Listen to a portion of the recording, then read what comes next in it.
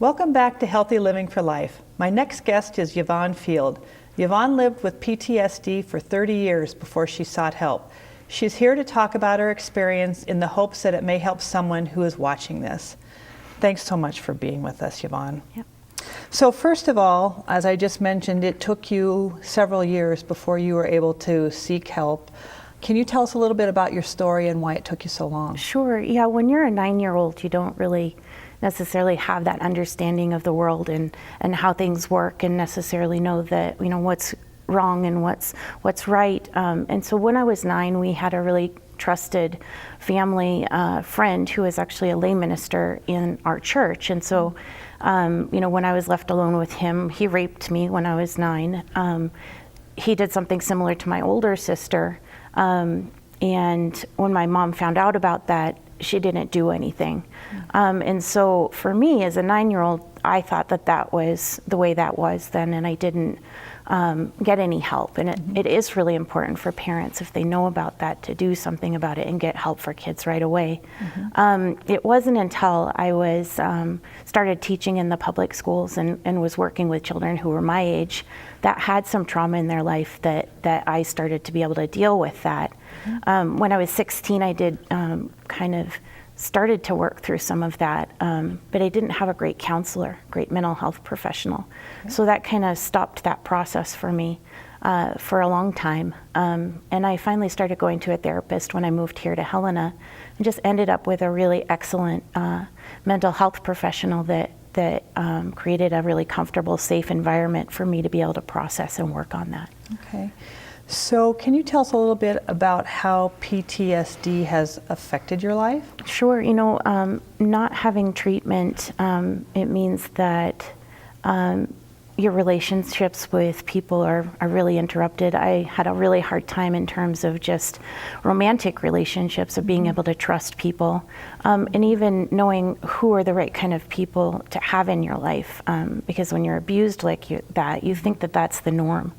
And so that was one thing.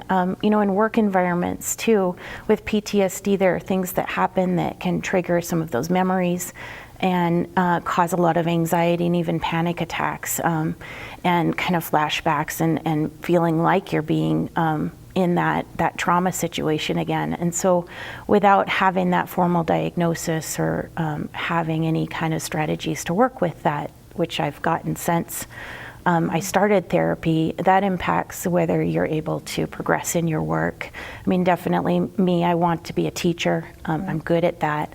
But I haven't, you know, after working with that age group, that had a lot of impact on whether I was able to be really effective and good working with that age group. Okay.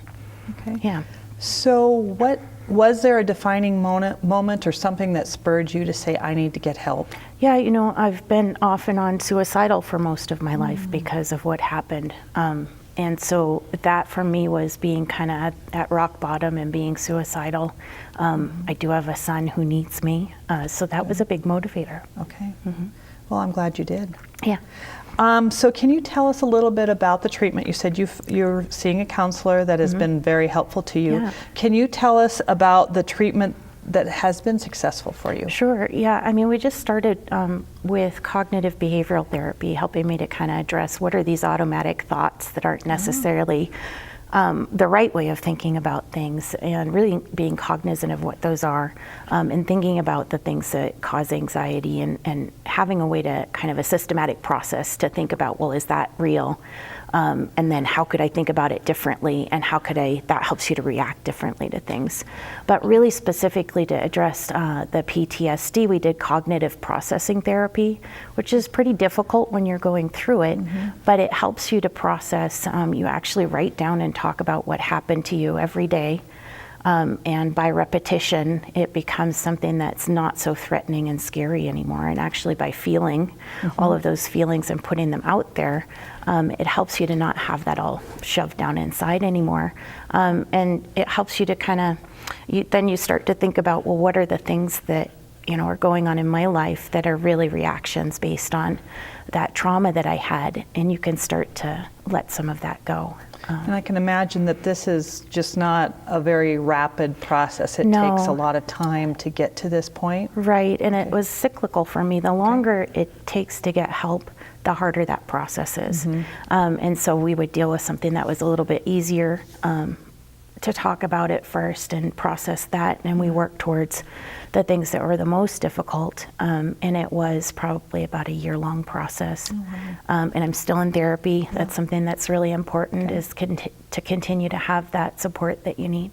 Okay, so thinking back on your journey, can you tell us what you think things would have been like for you had you not sought treatment or help? I think I would have had a hard time maintaining my job, but in the end, I think that suicidal kind of ideation, I probably wouldn't be alive today.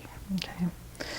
I've heard that outdoor activities have helped you tremendously with your recovery and your treatment. Can you tell us a little bit about that? Yeah, so when I moved back to Helena, of course, it's such a great place because you have the mountains right there. I started running with a group of women, and especially trail running for me. It seems like what you're doing when you're trail running is you have to put a lot of your attention and focus on not tripping, and navigating the terrain, and it's just something that uses that PTSD part of my brain that's always kind of hyper alert or hyper vigilant to do something that's really productive. And I find, if I'm having a rough day, if I go out and do that, it helps to kind of alleviate that anxiety. It makes me feel a lot better. It was one of the things that I did when I was doing therapy as a tool that I used to help kind of combat some of that. Oh, awesome. Well, Yvonne, I want to thank you for coming and sharing your story so openly with all of us. We all learned that there is help for people who may have PTSD. Please seek help if you are one of them. We'll pause here for a short break and we'll continue our discussion on PTSD after these messages.